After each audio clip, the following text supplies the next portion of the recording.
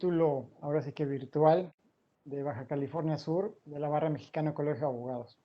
Soy Eduardo Tapia, presidente del capítulo, y en esta ocasión tenemos el honor de contar desde Ultramar, el licenciado maestro en Derecho Luis Vázquez, es especialista en fiscal.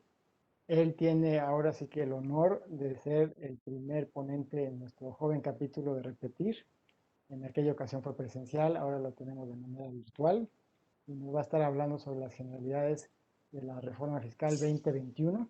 Siempre en enero se antoja este tipo de temática muy interesante por los cambios en materia impositiva que se están dando, los que se hayan propuesto por el Congreso, en fin, todas las modalidades que Luis nos hará favor de relatar de una manera dinámica y pues amena, como ya lo tuvimos por acá en el capítulo.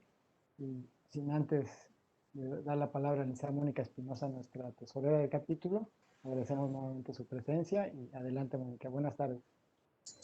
¿Qué tal? Muy buenas tardes a todos. Gracias, Eduardo, por la presentación. Y ahora a mi vez le doy la bienvenida al licenciado Vázquez y me va a permitir leer su semblanza.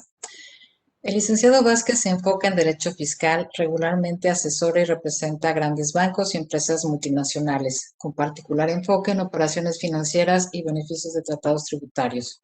El licenciado Vázquez es miembro de la International Fiscal Association, IFA, y de la Barra Mexicana Colegio de Abogados, donde actualmente es el coordinador de la Comisión de Derecho Fiscal.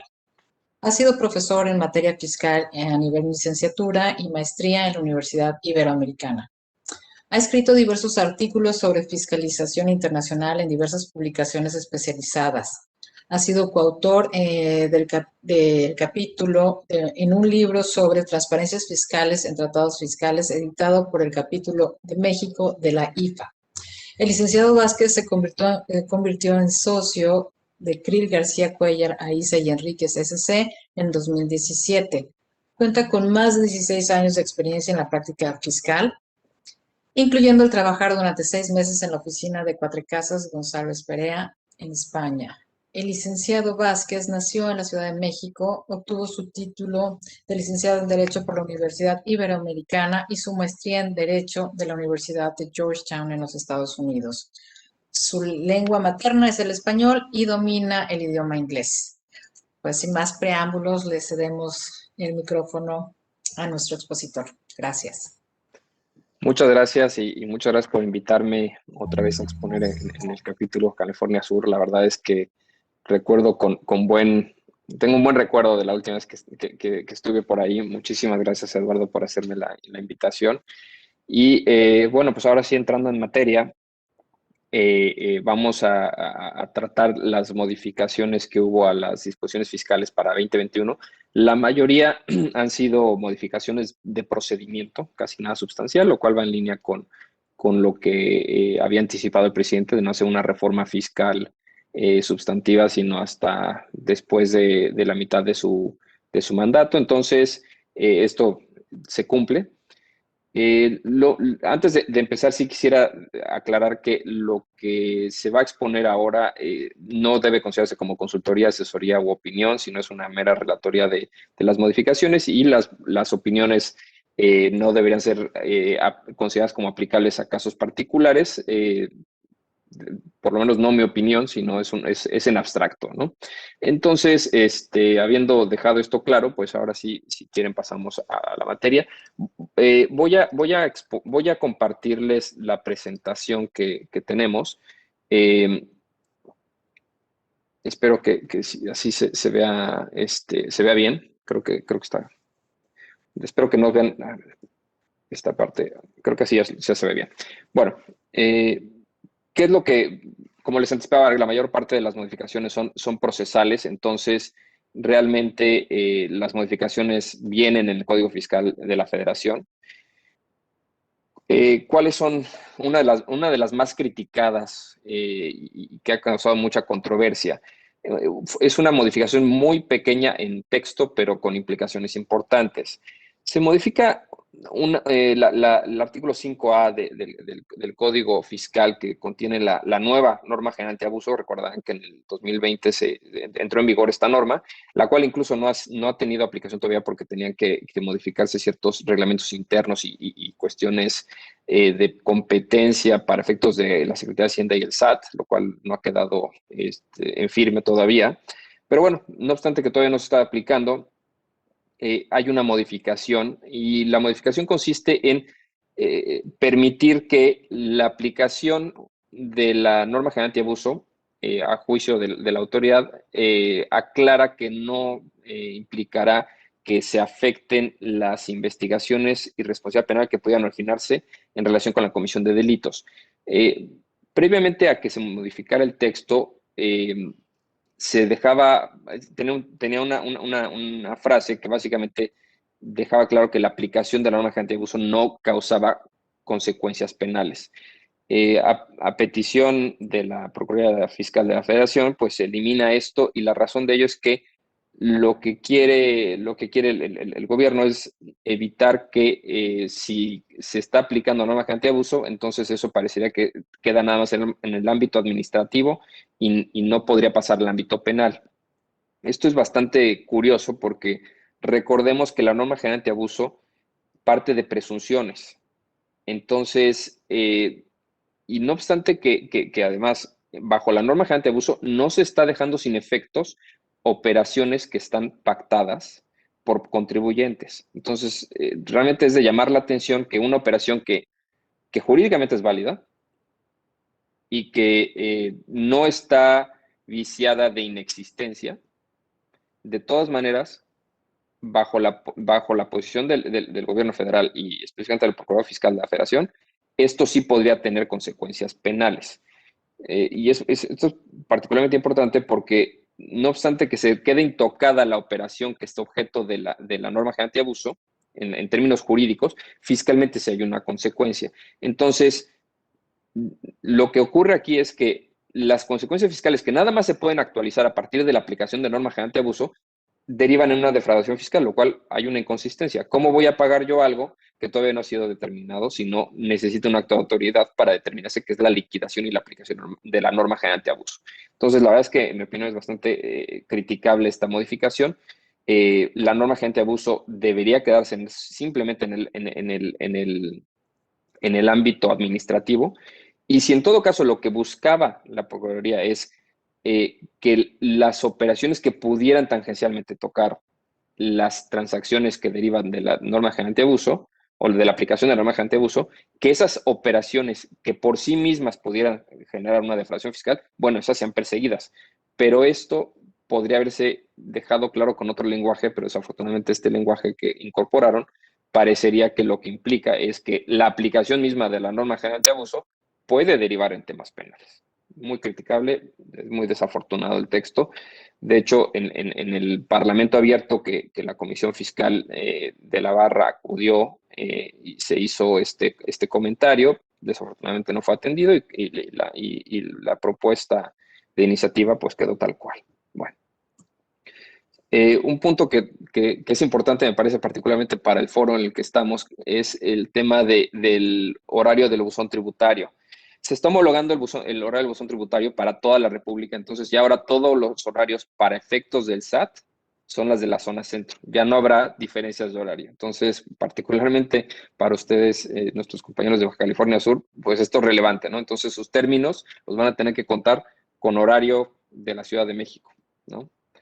Criticable también, digo, creo que es desconocer una realidad que tenemos un país con 2 zonas horarias, pero bueno, así está operando y eso es lo que incorporaron en el Código Fiscal, lo cual incluso podíamos cuestionar si es constitucional o no por esto, pero bueno. Otro punto que es interesante es el de la escisión de sociedades.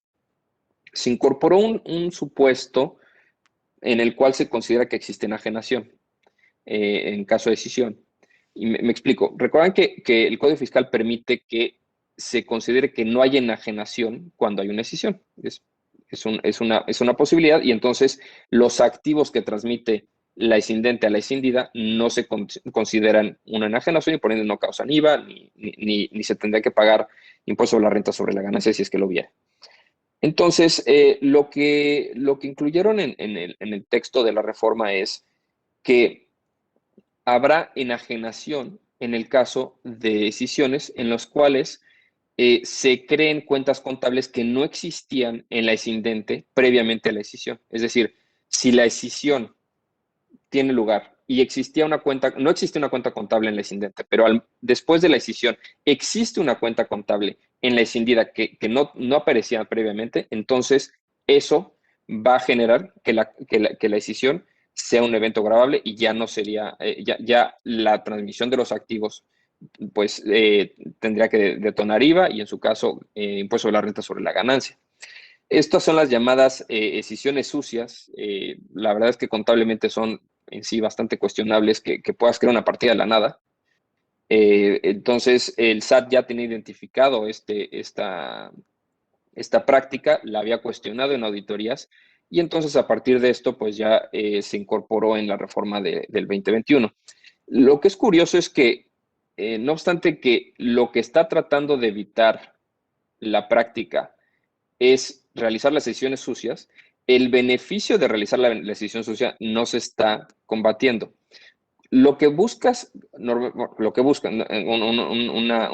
una decisión sucia es realmente modificar el capital contable para que de esta forma, recuerdan que las reglas de pérdidas fiscales se asignan a partir en una decisión a partir de cómo queda el capital contable antes y después.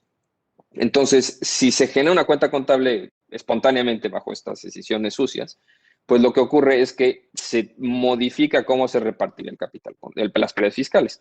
Entonces, lo que es curioso es que la sanción que se está previendo en esta reforma no es evitar lo que se está buscando con esta práctica indebida. Entonces, bajo este supuesto, tenemos si una decisión realiza esta mala práctica y se crea una cuenta contable, bueno, habrá enajenación, ¿está bien? Pero de todas maneras no evita que la persona que realiza la decisión, es decir, ahora que la escindida, goce de las pérdidas fiscales que se le fueron asignadas indebidamente entre comillas, por la asignación espontánea, la creación espontánea de esta cuenta contable. Entonces, pues puedo entender perfectamente por qué se crea la disposición, pero creo que no están atacando el problema de raíz, desafortunadamente. Un tema que es bastante recurrente o está de moda es el tema de los sellos digitales. Hay una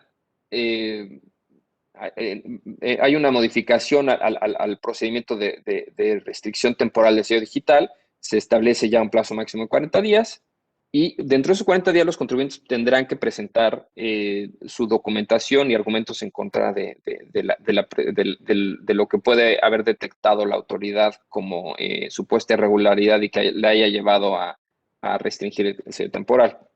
Si no se presenta esta información en 40 días, automáticamente se procederá a la cancelación. Pero también si se presenta información dentro de los 40 días, pues se habilitará otra vez el sello digital. Lo que es importante aquí es que se aclara que se incorpora que un plazo máximo de 10 días para que el SAT resuelva la aclaración de la solicitud, lo presentado por el contribuyente. Entonces, ya aquí tenemos unos plazos muy claros para este procedimiento. También se adicionan dos supuestos, pero ahora ya para la cancelación de sellos digitales. Estos supuestos antes estaban como causales para la restricción y ahora ya pasan directamente a cancelación, lo cual tiene sentido. Los dos supuestos son la inexistencia de operaciones amparadas por CFDIs y la otra es la transmisión indebida de pérdidas fiscales. Entonces, en estos dos supuestos, si se actualizan, pues lo que ocurre es que ya no va a haber restricción, sino automáticamente es cancelación, lo cual tiene sentido bajo la postura del SAT, porque recordemos que esto pues son prácticas indebidas, incluso la inexistencia de operaciones amparadas con CFDIs falsos, pues puede considerarse simulación para efectos de la defraudación fiscal. Y también, bajo la nueva, también, que es una cosa que veremos aquí, la transmisión de pérdidas fiscales también podría ya calificarse como una conducta delictiva bajo la modificación del Código Fiscal. Entonces, si estamos hablando de conductas posiblemente delictivas, pues tiene sentido que se vaya directamente a la cancelación y no tenga que pasar por la restricción temporal, ¿no? Un tema muy controversial y muy desafortunado, en mi opinión, es una modificación que se hizo al procedimiento de devolución. Ahora se faculta a la autoridad para que se tenga por no presentada una solicitud de devolución cuando el contribuyente esté como no localizado o cuando su domicilio se considera como no localizable. Ahora, aquí, primero, un punto muy importante. No es lo mismo no localizado que no localizable. No localizado es que no fue identificado en su domicilio en una ocasión. No localizable es que ya no puede ser localizado. ¿Okay? Entonces, estas palabras son muy específicas y de hecho hay una tesis del Tribunal Administrativo que aclara la diferencia entre una y otra. Entonces, si estamos hablando de un contribuyente no localizado, bajo esta definición de que es en una ocasión no localizado, es muy preocupante porque si por una vez no localizan al contribuyente en su domicilio, pues esto significa que entonces ya puede perder la devolución, el trámite de devolución. Ahora, esto también tenemos que verlo dentro de un poquito, de un ámbito un poco más grande. ¿Por qué? Porque recordemos que cuando se tiene una solicitud de devolución por no presentada, no interrumpe el plazo de prescripción.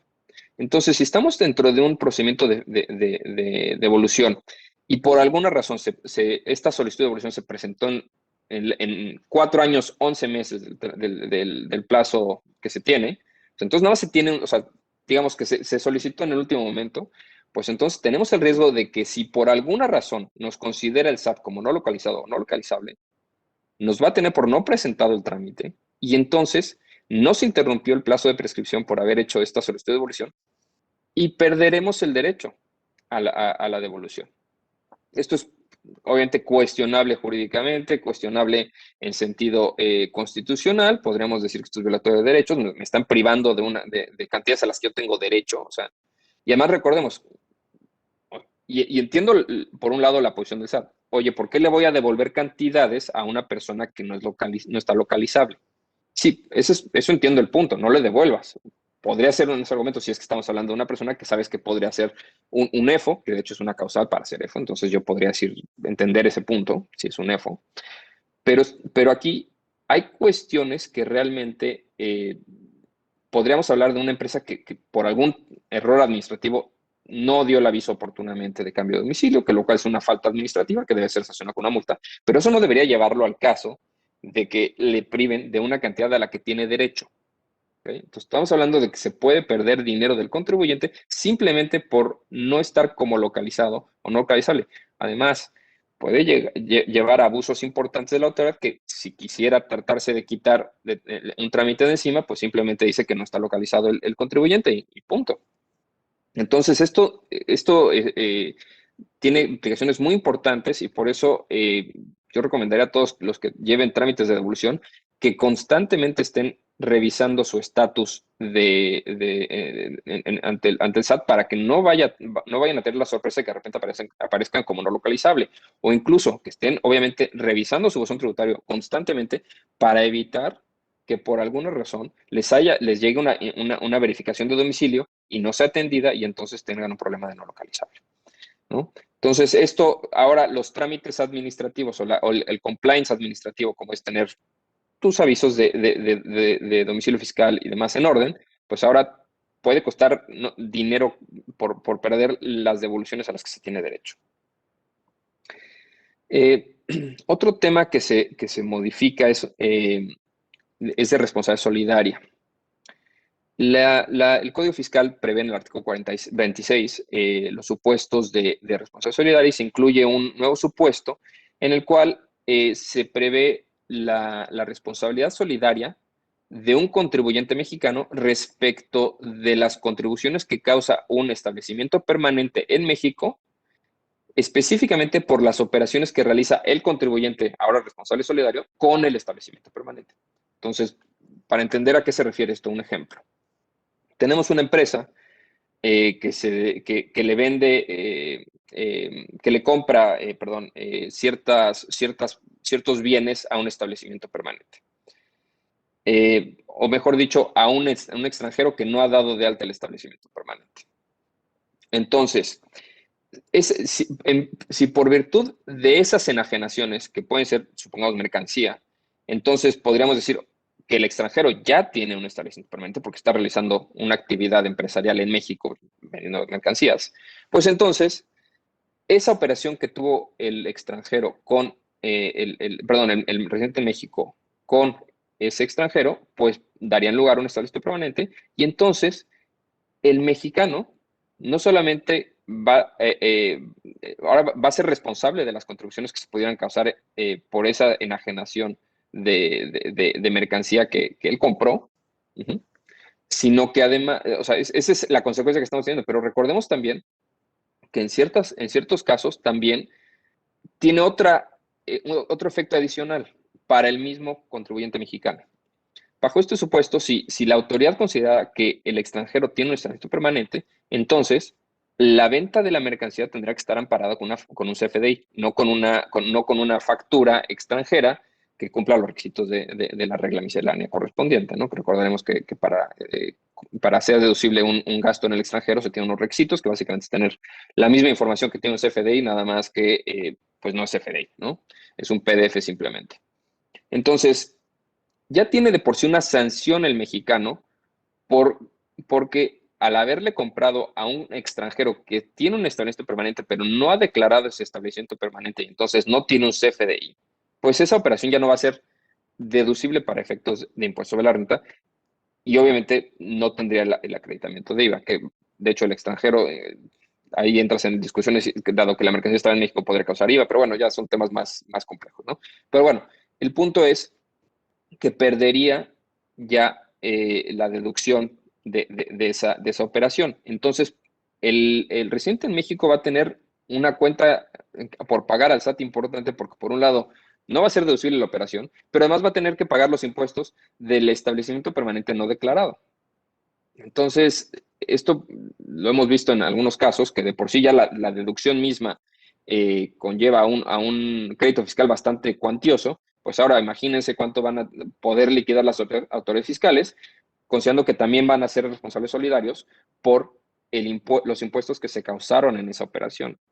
Entonces, van a duplicar el monto que pudieran cobrar al contribuyente mexicano simplemente por haber comprado o haber tenido una operación con un residente del extranjero, y el residente del extranjero es el que no está regularizado, ¿no? Y tengamos claro también que en muchos casos la operación vista desde el residente en México, pues es una operación aislada, pero muchas veces lo que constituye el establecimiento permanente no es esa operación, sino la permanencia y la frecuencia de operaciones que tiene el extranjero. Entonces, muchas veces no hay visibilidad de parte del contribuyente mexicano si esa persona está dando lugar a un establecimiento permanente. Y esto es todavía más claro en el caso de servicios. Entonces, la verdad es que es bastante desafortunado esto porque muchas veces el mexicano, insisto, no tiene visibilidad y podrían ahora ya determinarle un crédito fiscal tanto en lo personal por la deducción como por la responsable solidaria. También se modifica otro supuesto de responsabilidad solidaria y ahora, considerando lo que les había comentado de la escisión, de las sesiones sucias, de esta creación espontánea de cuentas contables, pues también ahora ya se modifica el caso de responsabilidad solidaria en caso de escisiones. Recordemos que el 26 del Código prevé que la escindida sea responsable solidaria de las contribuciones causadas en la escisión, así como las causadas previamente a la escisión por la escindente. Entonces, en este caso, tiene una limitante ese supuesto, el cual ya no aplicaría en el caso de las escisiones sucias si es que se actualiza. Entonces, obviamente, esto también es relevante. Insisto, si estamos hablando de una práctica indebida, podríamos entender el caso, pero desafortunadamente, como les he mencionado, no se está atacando el problema de raíz y no nada más se van a dejar de hacer estas operaciones por las posibles sanciones, sino lo que se debe buscar es que realmente el efecto buscado por la operación, la operación indebida ya no ocurra, ¿no?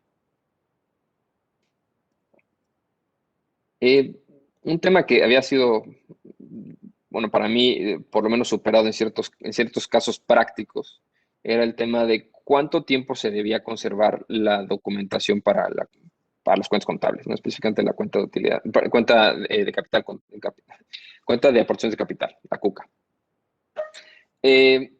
En este caso, recordan que la CUCA es básicamente lo que se ha aportado por los socios de una sociedad, más, o accionistas, más las primas que pudieran haber pagado, ¿no? Entonces, esto es relevante para efectos de reducciones de capital y demás. Lo que es importante aquí es que ahora, pues, en muchos casos se han realizado auditorías a empresas que obviamente son empresas bastante viejas, que esa CUCA se generó en 1980, 1970 y demás, y que la documentación que soporta las aportaciones en su caso no está disponible o se tienen pocos elementos que la soporten. Recordemos particularmente que en esa época no tenemos nada digital, entonces buscar soporte de esas cuentas físicamente pues es bastante difícil, ¿no? Entonces, lo que se prevé ahora es por cierto, la autoridad siempre había solicitado información en estas auditorías y pues el pretexto es que es información muy vieja no era justificación para la autoridad y en mi experiencia siempre se había solicitado el estado de cuenta, las transferencias bancarias, el cheque, etcétera, etcétera. Ahora lo que se prevé es una modificación aquí en el Código Fiscal para requerir cierta documentación para que haya constancia suficiente documental de las operaciones que dan lugar a la CUCA. Específicamente, estamos hablando de las modificaciones por la captación de reservas, dividendos pasivos, motivo de superávit en la revaluación de bienes, o si es si la aportación es ya sea numeraria o en especie. Particularmente creo que lo que es muy importante es el tema de capitalización de pasivos, que es muy común. Y para estos efectos va a ser muy importante que digamos, ahora ya se sigue esta buena práctica. Digo, yo realmente a mis clientes siempre les había recomendado tener estos elementos de prueba, pero ahora ya está en blanco y negro, ¿no? Entonces creo que ahora ya todos, por lo menos tenemos claridad de qué es lo que va a pedir el SAT en caso de una revisión de una reducción de capital para demostrar que efectivamente se tenía CUCA suficiente para que no fuera agravable, ¿no? Lo que ahora va a ser interesante es definir a partir de cuándo aplica esta nueva disposición. Recordarán también que había se modificó hace varios años el Código Fiscal para prever que se podía hacer una revisión de las pérdidas fiscales y que cuando en el ejercicio que estaba revisando se habían aplicado esas pérdidas fiscales, se podía revisar el ejercicio en el cual se había generado.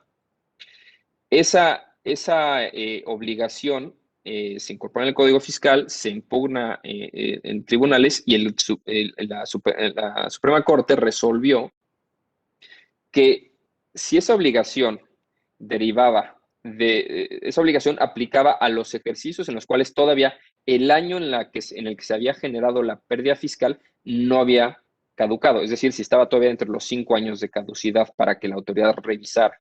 Entonces, en ese caso, pues ya la autoridad podía revisar ese ejercicio y podía pedir información.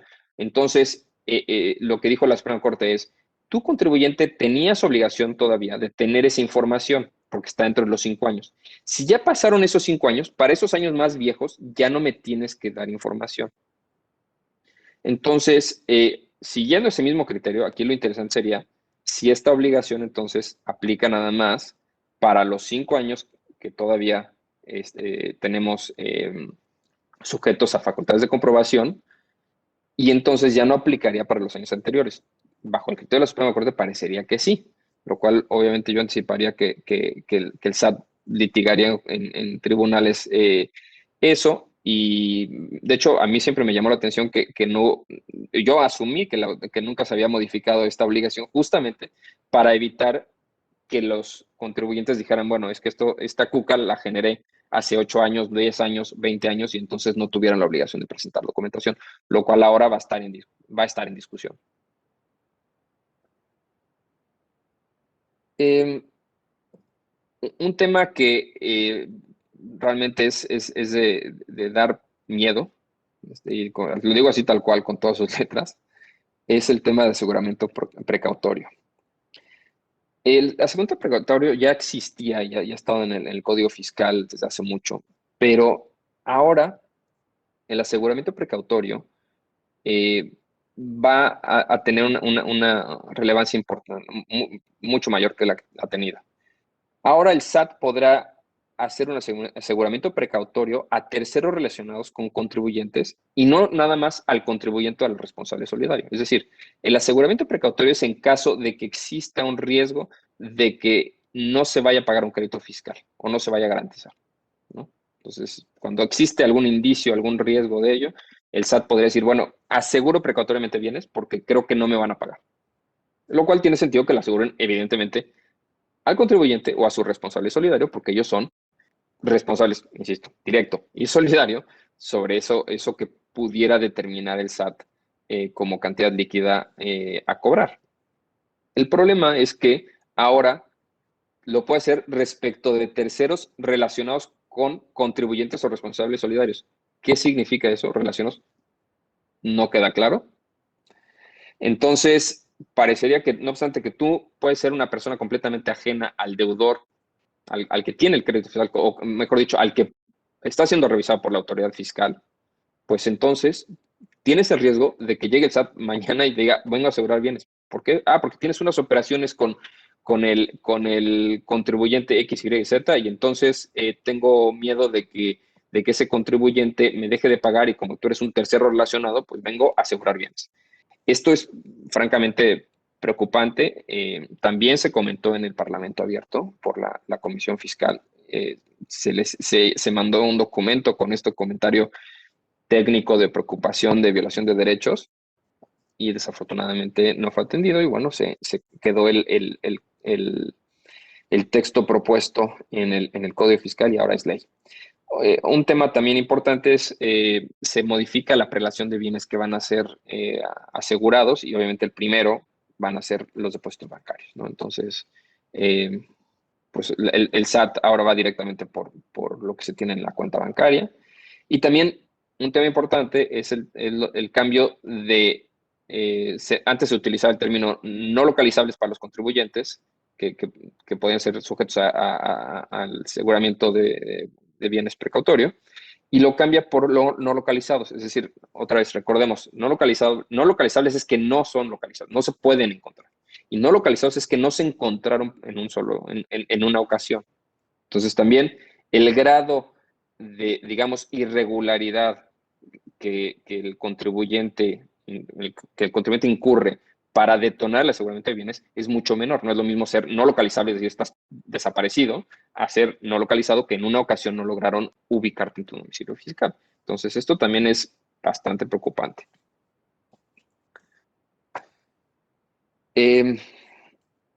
Se añade un supuesto, una facultad para los visitadores en visita domiciliaria para la revisión y valoración de documentos e informes obtenidos de terceros, es decir, las compulsas, y también los documentos y registros que presente el contribuyente para desvirtuar los hechos y omisiones. ¿Qué quiere decir esto? Recordemos, y ya hay tesis al respecto, que los visitadores nada más hacen una relación de hechos y una relación de lo que reciben. Bajo estos criterios judiciales, se había dicho que los visitadores no tenían facultad para valorar documentación ni pruebas, lo cual hace muy distinta a la visita domiciliaria del oficio de observaciones, o mejor dicho, la revisión de gabinete. El oficio de observaciones tiene una calificación de los elementos de prueba, de todo lo que se ha presentado por el contribuyente.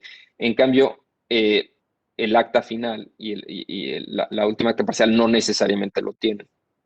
Y justamente por eso, porque se ha dicho por tribunales que no debería, los visitadores no tienen esa facultad. Y como los visitadores no tienen esa facultad y son quienes lo levantan, pues entonces no tienen facultad para revisar esto y no hay pronunciamiento. Eso está modificando con esta reforma para el 2021. Siguiendo criterios de cuándo entra en vigor esto, pues esto debería aplicar, en mi opinión, a partir de las revisiones que se inicien en el 2021. Es decir, las que ya estaban en curso en el 2020 deberían seguir con las reglas procedimentales del 2020. Porque recordemos que hay criterios de tribunales que te dicen que cada procedimiento debe regirse por las normas procesales que están vigentes al momento en que se inicia, salvo que se cambie de etapa. Entonces, dado que si estamos durante la visita, recordemos que desde el acta de inicio hasta el acta final es un mismo acto y todas las actas parciales forman parte de la visita del acta final. Entonces, no podríamos decir que unas actas están con una regulación y otras actas están bajo otra regulación. Bueno. Esto ya se los había anticipado, el de transmisión indebida de pérdidas fiscales. Se están ampliando los supuestos de forma de pago para actualizar la presunción de transmisión indebida. Antes se hablaba nada más de suscripción de títulos de crédito, ahora te habla de cualquier otra figura jurídica o obligación adquirida, ¿no? Mediante cualquier reconocimiento en la que, mejor dicho, cualquier forma reconocida por la ley para extinguir la obligación, ¿no? También ahora se prevé que las personas que están involucradas en la operación deben manifestar la finalidad con la cual llevaron a cabo la operación, lo cual ya se va a ver complicado para los casos en los cuales pues realmente se está comprando una empresa completamente vacía, ¿no? O sea, lo único que se tiene es en el capital contable es el activo financiero que corresponde a las pérdidas fiscales. Se ve difícil que puedas decir cuál es la finalidad, se va a ver muy complicado, a menos de que tenga algún tipo de activo, va a ser muy complicado. Y finalmente, esto es lo que les había anticipado, que en el texto ya se prevé que la transmisión indebida de pérdidas fiscales se considerará un acto simulado para efectos de los delitos del Código Fiscal. Este texto es similar al que tiene el 69 para operaciones inexistentes, entonces va en línea con lo que ya se había planteado en otra disposición que tiene una presunción. Ahora, acuerdos conclusivos. Aquí hubo unos cambios importantes. Para empezar, se modificó el plazo en el cual se puede prestar un acuerdo conclusivo. Y déjenme dar un paso atrás. ¿Cuándo se podía presentar un acuerdo conclusivo? Se podía prestar un acuerdo cuando hubiera una calificación de hechos, en cualquier momento a partir de que se ejercían facultades de comparación, hubiera una calificación de hechos y en cualquier momento antes de que se liquidara al contribuyente. Entonces, esto podría ser normalmente a partir de la comparecencia que se tiene en términos del 42, último párrafo, que cuando vas a las oficinas del SAT y te dicen cuáles son las posibles observaciones. Obviamente, esto es una descripción muy limitada de las observaciones, porque luego ya vienen en la última acta parcial o en su caso en el oficio de observaciones. Y entonces teníamos desde ahí, pues estamos hablando de 20 días que se tienen para contestar y luego se tienen otros hasta 6 meses para la liquidación. Normalmente el SAT no liquida hasta los 6 meses, liquidan en el mes 5, pero estamos hablando de bastante tiempo para presentar un acuerdo conclusivo. ¿Cuál es el problema con esto? Que ahora la reforma está modificando el plazo para presentarlo dentro de los 20 días siguientes al acta final o al oficio de observaciones. Esto es bastante desafortunado. También, también 20 días a partir de la resolución provisional en el caso de auditorías electrónicas. ¿Qué implica esto?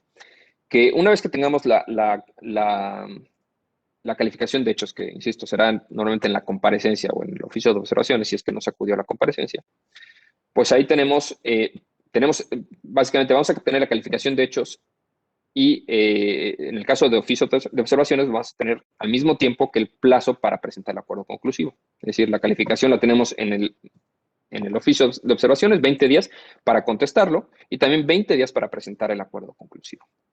En el caso de visita domiciliaria, es a partir del acta final. Entonces, sí tienes más tiempo. Tienes la última acta parcial, tienes 20 días para contestarla, acta final y a partir de ahí 20 días. Entonces, podemos decir que incluso no está parejo el plazo para visitas que para revisiones de gabinete. En mi opinión, esto es bastante desafortunado. Digo, creo entender de dónde viene. Creo que el SAT sí estaba bastante molesto con ciertos casos en los cuales, pues sí, había unas malas prácticas. Yo creo que eran las menores. Yo la verdad es que sabía que ocurrían, pero la verdad es que nunca he sabido si era muy común o no. Pero dado que ahora tenemos el buzón tributario, y recordarán que eso puede pasar hasta 5 días para que ya se notifique, desde que recibes el aviso del buzón hasta que te notifican, pues pasan 5 días, ¿no? Tienes los 3 días, o sea, el aviso, luego 3 días para abrirlo, y luego ya abierto tienes surtimiento de efectos. Entonces, te daba, dentro de ese margen, pues lo que ocurría es que ciertos contribuyentes iban a pedir un acuerdo conclusivo. Y eso, pues obviamente al SAT no le hacía mucha gracia porque pues ya tiene una resolución emitida, ¿no? Y además ya cuando está en el sistema ya no se puede bajar. Entonces le generaba una complicación importante. Puedo entender por qué al SAT le molestaba, porque la verdad, siendo muy franco, si estás en los últimos, o sea, si estás a 5 días de que te notifiquen el crédito fiscal, sí vas muy tarde para ir a pedir un acuerdo conclusivo, ¿no? Hay que reconocerlo. Pero eso no significa que por eso deberíamos limitarlo a 20 días. Creo que el plazo de 20 días me parece exagerado. Yo hubiera sugerido que fuera probablemente todavía dentro del plazo del artículo 50 del código, que es ya en el plazo para liquidar, pero que le diéramos más oportunidad, porque desafortunadamente muchos de esos asuntos realmente lo que va a ocurrir es que vas a tener que presentar precautoriamente tu acuerdo conclusivo porque si no se te va el plazo, ¿no? Y ya no vas a poder hacerlo después. Entonces, dado que vas a presentar en el caso de revisiones de gabinete tu oficio de observaciones, tu contestación al oficio de observaciones, dentro de los 20 días y en los mismos 20 días vas a tener que presentar tu acuerdo conclusivo, claramente el SAT no va a haber revisado tu oficio de observaciones, tu contestación al oficio de observaciones. Entonces, pues vas a prestar un acuerdo conclusivo precautoriamente porque ni siquiera han visto tu documentación. Y en el caso de visitas domiciliarias, pues sí, si ya habrás presentado tu información y luego tendrás otros 20 días, difícilmente la gente del SAT revisa la documentación dentro de esos 20 días siguientes. Entonces, la verdad es que es poco práctico, desafortunadamente se va a llenar la Procuraduría de asuntos, de acuerdos conclusivos que van a tener la única razón es no perder el derecho al acuerdo conclusivo y lo van a presentar así. Entonces, pues es desafortunado, en mi opinión. Un punto que sí es importante es que el SAT considera, pues, según esto, no tenemos, esto es mero rumor, no lo hemos visto, pero he escuchado que el SAT considera que este plazo de 20 días aplica también a los oficios de observaciones que se notificaron en diciembre. Entonces, el oficio de observaciones, digamos que de una auditoría que se presentó, que se notificó justamente antes de vacaciones, estaría venciendo ahora, o si no es que ya venció el plazo y el contribuyente tendría que haber presentado acuerdo conclusivo en ese momento. Entonces, dentro de esos 20 días. Mi opinión es que esto está claramente mal. De hecho, si quieren tener un poquito más de referencia de esto, les sugeriría que vean la grabación de la sesión que tuvimos con su procurador encargado de acuerdos conclusivos en la comisión fiscal de la barra. No sé si ya esté subido a la plataforma, pero si no está, me pueden mandar un correo o pedírmelo y ahí tengo el link para que lo puedan descargar y puedan verlo, porque justamente hablamos de este punto con el subprocurador. Otra modificación. Tampoco, ahora se prevén unos casos en los cuales ya expresamente no se permitirá un acuerdo conclusivo. Varios de ellos me parece que ya estaban muy claros, o por lo menos en la práctica estaban clarísimos. y de hecho me extrañan que los hayan tenido que aclarar, pero bueno, los aclararon. El primero es cuando la autoridad fiscal realiza una auditoría para verificar la procedencia de devolución. Creo que esto estaba muy claro. O sea, recordemos que el acuerdo conclusivo procede para la determinación de créditos fiscales, para mediar en el caso de determinación de créditos fiscales, dado que no, en el caso de una auditoría de devolución, no puedes, o sea, yo entiendo que en algunos casos incluso hasta dan las bases para un crédito fiscal, lo puedo entender, pero el problema es que no puedes disgregar la discusión de la devolución con la discusión de un posible crédito fiscal. ¿Me explico? O sea, supongamos que un contribuyente va por una devolución de 50 millones de IVA y el SAT le dice, no te voy a dar la devolución de 50 millones de IVA, sino que incluso me debes otros 30 por X, Y o Z. No obstante que sí podría en esta auditoría, o mejor dicho, no es que pudiera, es que realmente el SAT lo hace en algunos casos.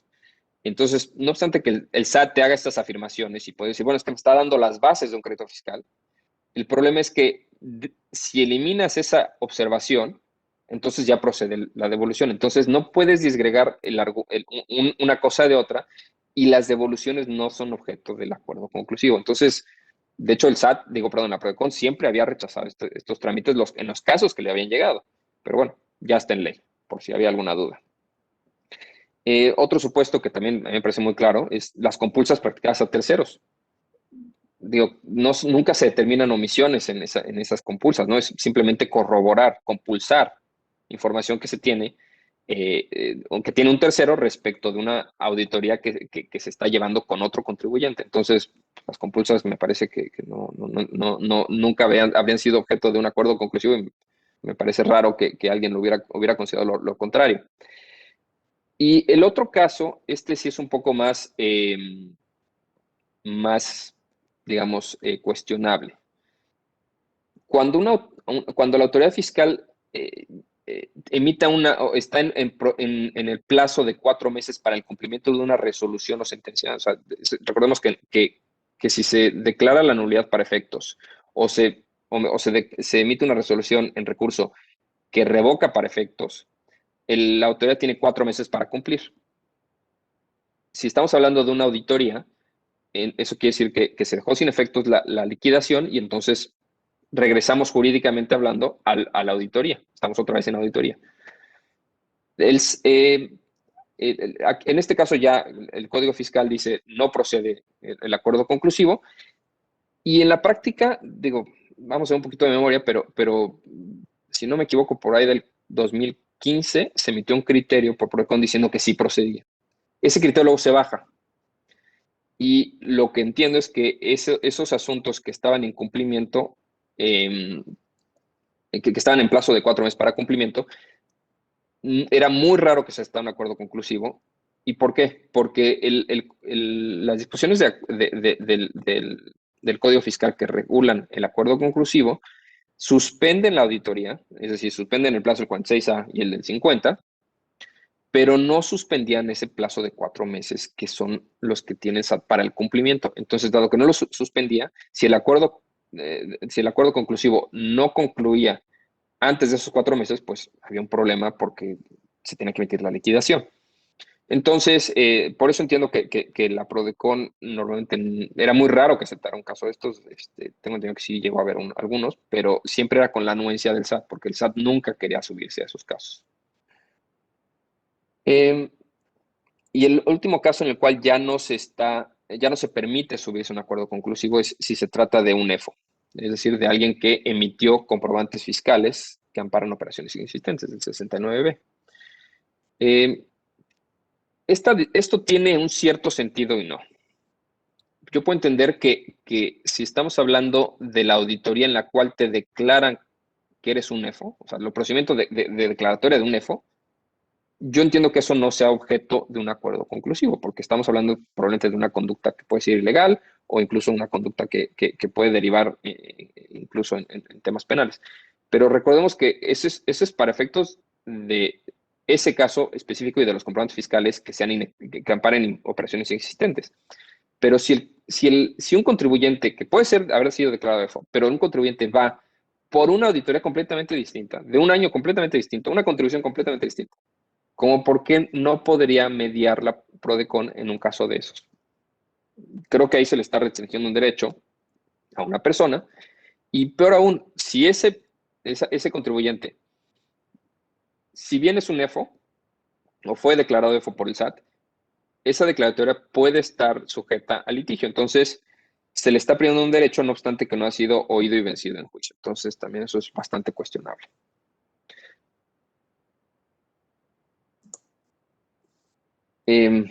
Ok. Perdón, otra cosa, perdónenme, déjenme regresar al tema de los plazos de 20 días para acuerdos conclusivos, que era un punto importante. En este tema, recordemos que nada más tenemos esa ventana de 20 días. Entonces, en una auditoría que ya presentamos un acuerdo conclusivo el año pasado y que ahora se cierra ese acuerdo conclusivo porque tal vez ese acuerdo conclusivo solamente era por una parte, ¿no? Supongamos que teníamos tres observaciones en renta y dos en IVA, y nada más corregí 2 observaciones de renta y una en IVA porque estaban vinculadas, pero quedan otras abiertas y que no fueron objeto de acuerdo conclusivo, lo cual pasa, no es lo más común, pero pasa porque el PRODECON quiere que siempre se resuelvan temas integralmente, pero bueno, pasa. Entonces, en ese caso, si se cierra el acuerdo conclusivo, no vamos a poder presentar otro acuerdo conclusivo. ¿Por qué? Bajo el criterio y de hecho esto es criterio claramente del SAT, y entiendo que PROCON también tiene ese criterio. Insisto, si quieren, revisen echen un ojo al caso, a la grabación de nuestra sesión en la Comisión Fiscal sobre el tema, pero ya no estaremos dentro de esa ventana, y entonces, dado que ya estamos fuera, pues ya no tenemos oportunidad de hacerlo, ¿no? El único supuesto que podríamos es si es que se fue al acuerdo conclusivo previamente a que transcurrieran los 20 días. De hecho, una cosa que también es interesante es si se presenta el acuerdo conclusivo en el día 2 de ese plazo de 20 días, me cierran ese acuerdo conclusivo, bueno, pues todavía estoy dentro de la ventana de los 20 días, ¿no? Entonces podría volver a presentar un acuerdo conclusivo si es que fuera necesario. Ahora, obviamente, recordemos que para volver a presentar un acuerdo conclusivo tendría que ser sobre otros conceptos, o en su caso, sobre los mismos conceptos, pero hechos novedosos. Pues documentación novedosa que no ha sido presentada. ¿Ok? Entonces, bueno, este es lo que quería también cubrir de ese punto.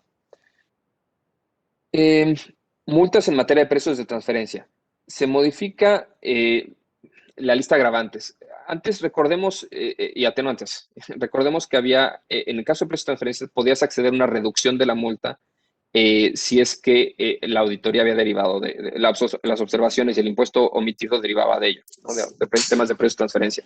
Entonces, en estos casos, se hace una restricción se hace una reducción sobre la multa, y lo que se prevé ahora en el Código Fiscal es que ya no aplicará esa atenuante, esa reducción de multas, sino que incluso ahora ya será como agravante que cualquier incumplimiento de obligaciones que deriven de materia de precios de transferencia ya será un agravante. Entonces, esto también es bastante desafortunado porque yo puedo entender que procederé un agravante si, por ejemplo, no tengo un estudio de precios de transferencia. No lo tengo. O sea, cumplí con mi obligación de contar con mi estudio de precios de transferencia anual. Yo puedo entender eso, que es un agravante. Oye, tenías una obligación de compliance, una obligación formal, de haber analizado la operación bajo plena competencia, contemporáneamente, y hoy que te estoy revisando no la tienes. Yo puedo entender eso, que pueda ser un agravante, pero si sí la tengo, y la única discusión que tengo en una auditoría es que me pasé del intercuartil y ya estoy fuera del rango, estoy fuera del rango por poco, o sea, apenas fuera del rango, pues entonces eso es un agravante. O sea, la discusión, la diferencia en la sustancia, en lo técnico, ahora ya es un agravante. Eso me parece que no debería de ser así, pero bueno, eso es lo que dice ahora la ley. Y bueno, pues nos aplicarán las agravantes en todos los asuntos de precios de transferencia. Me parece que realmente lo que están haciendo aquí es que, dado que las auditorías de precios de transferencia son de las que generan los créditos fiscales más cuantiosos, pues es una forma de aumentar la recaudación indirectamente.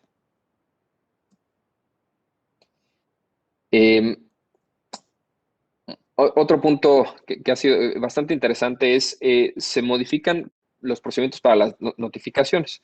Particularmente en el tema de notificaciones personales, se establece un procedimiento que ahora ya podrán, de hecho se ve eliminado en la ley y ahora de alguna forma están regresando. Si van al domicilio, no encuentran al contribuyente, se deja un citatorio y si el contribuyente no acude a la hora y fecha indicada, pues entonces ya se puede entender la notificación con un tercero e incluso con el vecino. Esto ya se ve eliminado, se regresa. Un tema también que me parece que se modificó a partir de la pandemia o como consecuencia de la pandemia es el tema de las notificaciones por estrados. Antes se tenía que mantener la notificación en estrados por 16 días y luego ya se entendía notificado. Ahora se está reduciendo ese plazo a 6 y me parece que la razón de ello es que justamente como durante la pandemia las auditorías no se suspendieron, recuerdan ese tema nada más que salió un acuerdo que sí se dieron 26 días naturales adicionales, pero a final de cuentas seguían las auditorías. Entonces, muchos contribuyentes que no se encontraban en su domicilio, pues los iban a notificar, no los encontraban, les intentaban notificar vía estrados y tenían que esperar 16 días. Entonces, en muchos casos, eso generaba que se les fuera el plazo a la autoridad, ¿no? Que si me quedan dos semanas nada más para notificar, por ejemplo, el oficio de observaciones o incluso el crédito fiscal, bueno, el crédito fiscal puede ser por buzón tributario, pero si, por ejemplo, el citatorio para acudir al acta final, por decirte algo, ese citatorio para acudir al acta, para acta final ya no se podría notificar se puede notificar vía estrados, pero para citarlo, pero ahora ya antes podrías tener un problema de tener que esperar 16 días y eso ya te podría derivar en que estés fuera del plazo del 46A. Entonces, por eso se está modificando esto, en mi opinión. Se modifica también el tipo de garantías de interés fiscal. Ahora, digamos que se elimina, se aclara un poco el tema del embargo en la vía administrativa. Ya se prevía el tema de embargo de la negociación, como recuerdan que es algo muy común en el caso particularmente de créditos fiscales que son cuantiosos o que exceden el valor, exceden el valor de la empresa, entonces se entrega la negociación completa. Y también se aclara que ya se puede dar en garantía los inmuebles, pero no los predios rústicos. Y los bienes intangibles también no podrán embargarse ni considerarse como garantía del interés fiscal. Y esto, la razón de ello es que pues el SAT decía, bueno, es que yo qué hago con una marca, ¿no? Entonces es muy difícil hacer líquido el valor de una marca y muchas veces es muy difícil valuar una marca. Entonces, obviamente, contribuyentes decían, no, es que mi marca vale 20 millones de pesos cuando realmente la marca pues no tenía ningún valor, ¿no? Entonces, esas discusiones sobre si la marca tenía o no valor, pues también complicaban el procedimiento de ejecución para el SAT. Entonces, tiene un cierto sentido que el SAT esté tratando de eliminar esto de los supuestos de la marca, de garantía. Con esto terminamos la parte procedimental y ahora entramos a temas un poco más de sustancia. Y digo un poco porque realmente es poca sustancia. Como les anticipaba en este caso, ¿no? de la reforma 2021. En el IVA, y por cierto, aprovechando que cambiamos de tema, ahora estoy explicando todos los puntos y si quieren al final vemos el tema de las preguntas que pudiera haber. Cualquier cosa que no haya sido atendida por comentarios durante la exposición.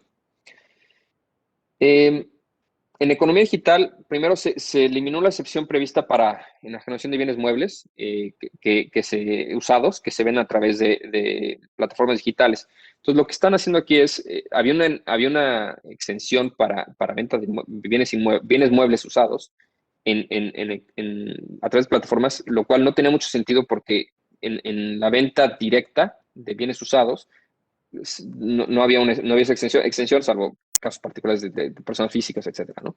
Entonces, sí, es un poco raro que había una extensión, digamos, muy amplia en economía digital. Eh, También ahora ya se prevé una obligación de retener IVA en el caso de los servicios digitales de intermediación, y entonces con esto ya quedan relevados de la obligación que tenían que hacer de listado informativo mensual de las operaciones. Entonces con esto se está simplificando y se está tratando de alguna forma de fiscalizar a las operaciones de servicios digitales, ¿no? Y el tercero es el más criticable de las medidas. Esta medida ya de hecho ya se había propuesto originalmente y se retractaron en la iniciativa que se presentó en 19 para la reforma del 2020. Y era básicamente que en el caso de plataformas de servicios digitales que no se hubieran inscrito, que no estén regulados, no estén regularizados para efectos fiscales mexicanos en la obligación de IVA, pues entonces, y que cobren el IVA correspondiente, podrá el gobierno, el SAT, poder que se bloquee temporalmente esas plataformas a los concesionarios de la red pública de telecomunicaciones. Entonces, esto ya se había propuesto, no se quitó y ahora se volvió a presentar y ya esta vez sí se aprobó. He oído comentarios de que es incluso violatorio del TEMEC, es violatorio de otras disposiciones, de otras materias. La verdad es que no es mi área, pero es muy interesante. Me parece una exageración. Puedo entender que el SAT busque que las plataformas cumplan con su obligación de IVA, pero bloquear el servicio me parece que también es exagerado, ¿no? Me parece desafortunado. En el impuesto de la renta, las modificaciones prácticamente son para donatarias. Voy a hablar aunque están aquí todas y si quieren podemos luego compartir la presentación. Las donatarias fueron objeto de toda la reforma del impuesto sobre la renta y básicamente lo que parece que nos transmiten es que no quieren donatarias, básicamente. Eso es lo que uno puede desprender de cómo está regulado ahora las donatarias autorizadas. Entonces, en resumen, digo, para quienes tengan una donataria o representen una donataria o apoyen una donataria con temas fiscales, es importantísimo que el compliance lo tengan en orden. Importantísimo. Eso si se quieren llevar un mensaje para efectos de las donatarias, es ese. El compliance es importantísimo porque si no van a perder el registro, la autorización de ser donataria. Entonces, tiene una importancia muy alta ahora estar en regla con todas estas obligaciones fiscales. Bueno, el primer punto es, ahora todas las erogaciones mayores a 2,000, las erogaciones mayores a 2,000 pesos tendrán que ser documentadas con tarjeta de crédito, como si fueran el requisito aplicable a todos los contribuyentes de estar documentado adecuadamente con transferencia electrónica, con tarjeta de crédito, débito, etcétera, cheque, etcétera. Eso aplica también a donatarias, básicamente. Esto es muy complicado porque para las donatarias que realizan trabajo de campo en zonas marginadas, evidentemente es extremadamente raro poder decir, bueno, estoy en la sierra ayudando a la gente del campo pero tengo que ser tengo que pagar con tarjeta mi comida. Evidentemente eso es inviable, ¿no? Hay formas de tratar de justificar con base en el reglamento para las transacciones que realicen terceros, o sea, la gente que va en nombre de la donataria, pero sí es bastante complicado y es muy desafortunada esta restricción. Ahora, esta nueva restricción a las donatarias, yo creo que es la más importante y la que sonó más. Las donatarias ahora no pueden obtener más de 50% de sus ingresos por actividades distintas a los fines para los que fueron autorizadas. Es decir, obviamente los donativos no juegan para este límite, pero lo que esto implica es que si tienen ciertas actividades, por ejemplo, de hecho, o sea, de hecho hay un catálogo en la misma ley de que te exceptúa ciertas operaciones y lo que es muy criticable es que esas mismas operaciones están reflejadas en la declaración informativa que se tienen que prestar las donatarias. Entonces, lo que está generando esto es que, de hecho, el SAT presentó en su iniciativa un cuadrito en el cual decía, mira, estos son los ingresos de donativos y estos son los ingresos que se tienen por unas actividades que no corresponden, otros ingresos.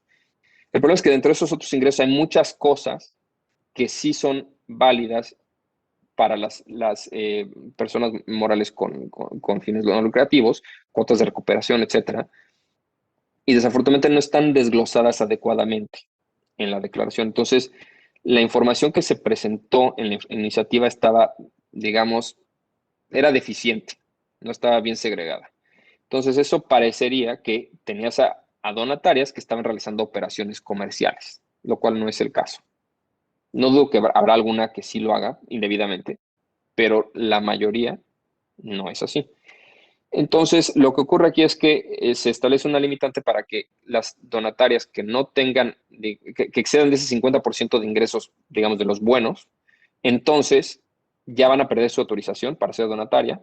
Esto implica que al dejar de ser donataria, entonces tendrán que ser sujetas al título 2, como cualquier empresa, e incluso que tengan que donar su patrimonio a otra donataria autorizada. Y aquí, un punto importante, la ley primero te dice si a menos de que consigan otra vez su autorización dentro de los 12 meses siguientes. El problema es que eso te dice un artículo y luego en otro artículo te dice que no puede recuperarse la autorización si ya se revocó por esta razón. Entonces tenemos ahí una contradicción en la ley, lo cual obviamente violatoria de derechos y de seguridad jurídica, etcétera. Pero bueno, yo anticiparía que el SAT va a aplicar la más perjudicial para el contribuyente, es decir, no te permitirá renovar o recuperar la autorización si es que se ha perdido por alguna de estas razones. Entonces, por eso, este supuesto particularmente del 50% de los ingresos es muy importante para el compliance, particularmente. Perdón.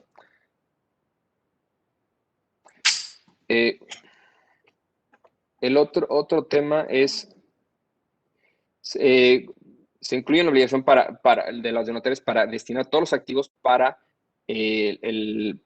todos sus activos a la finalidad para la que fueron autorizados. Entonces, esto también es importante porque si la donataria realiza una actividad para la cual está autorizada, pero también tiene otras actividades distintas, que también podrían ser actividades que calificarían como de una donataria, pero no se les autorizó por estas, podrían perder su autorización porque están destinando activos también a esas otras actividades. Entonces, esto lo que puede derivar es en que las donatarias tengan que pedir una nueva solicitud, o mejor dicho, lo que deberían hacer para este año es pedir una nueva solicitud para poder ampliar su solicitud actual para cubrir todas las actividades que realizan. Es decir, su autorización del SAT debe ser tan amplia como pueda ser, para que cubra absolutamente todas las actividades. Bueno, ya se actualizan unos supuestos adicionales para la revocación y ya no quisiera entrar en más detalle porque anticipo que la mayoría de los oyentes no son especialistas en donatarias, pero obviamente si quisieran la presentación con mucho gusto podemos compartirlas. Y y con esto, pues básicamente terminamos. Como les mencionábamos, esto es el tema de donataria autorizada sí fue considerablemente modificado y podría el implicar modificaciones al régimen actual.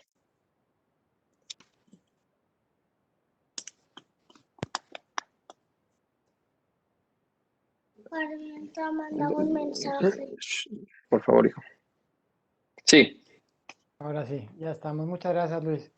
Creo que ya Sí. estamos a cuadro. Pues efectivamente, como bien decías, hay temas más que sustantivos, procesales.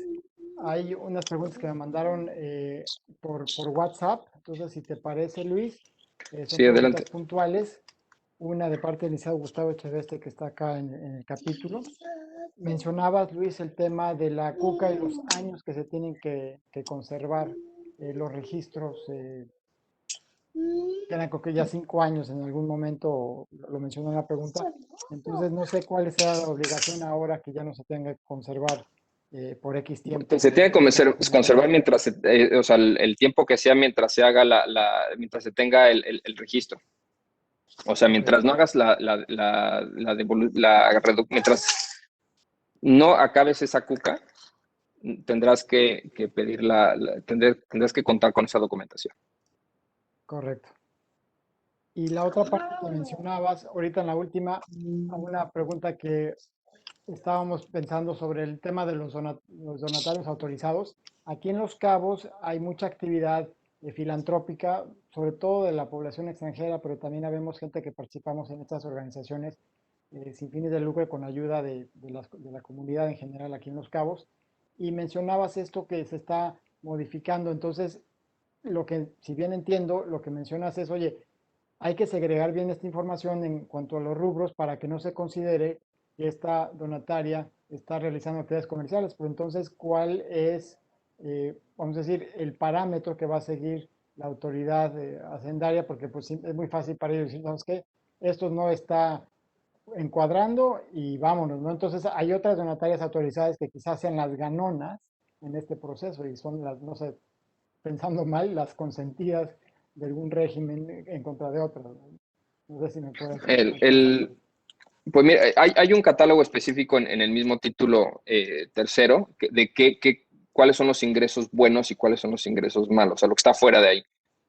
Como decía, cuotas de recuperación, cuando te donan un bien y tú lo revendes, o sea, esas donaciones en especie, pero que luego revendes, eso también es ingreso bueno. Son los que traigo ahora en mente, pero digamos que para atender mejor, de una forma más práctica la pregunta, lo que yo te diría es importantísimo tener una buena contabilidad para poder controlar este tema de los ingresos. De hecho, yo te diría que desafortunadamente hay pocos contadores especializados en temas de donataria, que no es igual o sea, un contador que lleva temas fiscales, no necesariamente es un contador que sirve para temas de donataria. Entonces, yo diría que si se puede tener un contador que sea especialista en donatarias, que sí los llega a ver, eso será la idea. O sea, tienes que tener las cuentas muy bien controladas. De hecho, también haciendo un poco si alguien tiene una donataria que quisiera apoyo con esto, yo le diría que por favor contacte a la Fundación Barra Mexicana. Yo soy parte de la fundación, digo que de hecho la mayoría de los barristas deberíamos de hacerlo, pero bueno, yo activamente participo en la fundación.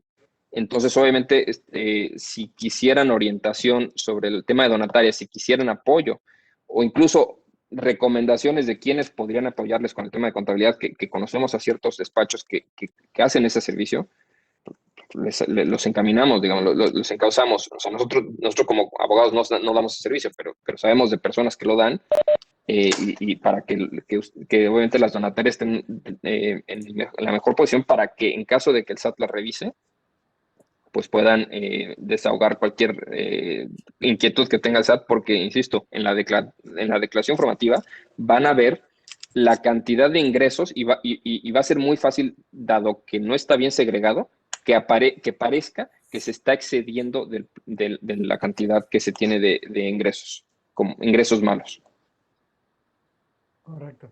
Pues gracias por esa aclaración, porque efectivamente es algo técnico y pues efectivamente la fundación es un muy buen vehículo para todo este tipo de inquietudes.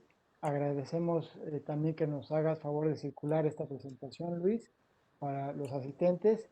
Antes de despedir, si quisiera hacer tres cosas. La primera, agradecer nuevamente tu presencia, Luis. La segunda, agradecer la presencia de algunos presidentes de capítulos que se conectaron, a Edna Franco de Oaxaca, que también es consejera de la Barra, y Vamos a Héctor compartir Mata la de grabación, dice. Guanajuato, que también nos están acompañando. Muchas gracias Dice lo que compartan, por no el se van a esfuerzo. compartir la grabación. Dice. Y tercero, tenemos un reconocimiento, Compartir la es pantalla. virtual por este tema, pero bueno, lo vamos a circular ahorita en pantalla para que en su momento te lo haremos llegar a tus oficinas, un pequeño reconocimiento por tu participación el día de hoy aquí en el capítulo respecto de estos temas fiscales, que ya vimos que eran más procesales que sustantivos, pero bueno, los cambios en 2021. Y pues nuevamente gracias a todos, gracias a ti, Luis. No sé si Muchas gracias. quieres dirigir unas palabras de despedida y pues estamos a las órdenes. Pues muchas gracias. Les agradezco mucho la invitación y gracias por el reconocimiento. Yo encantado de participar siempre en el capítulo. La verdad es que lo que necesiten de temas fiscales, aquí estamos a la orden. Pues muchas gracias, te mando un abrazo virtual. Gracias a todos por los que se conectaron y estamos aquí para la próxima en el mes de febrero y ya le haremos llegar el tema que vamos a estar circulando para el beneficio de la comunidad legal aquí en Baja California Sur. Saludos. Gracias. Hasta luego.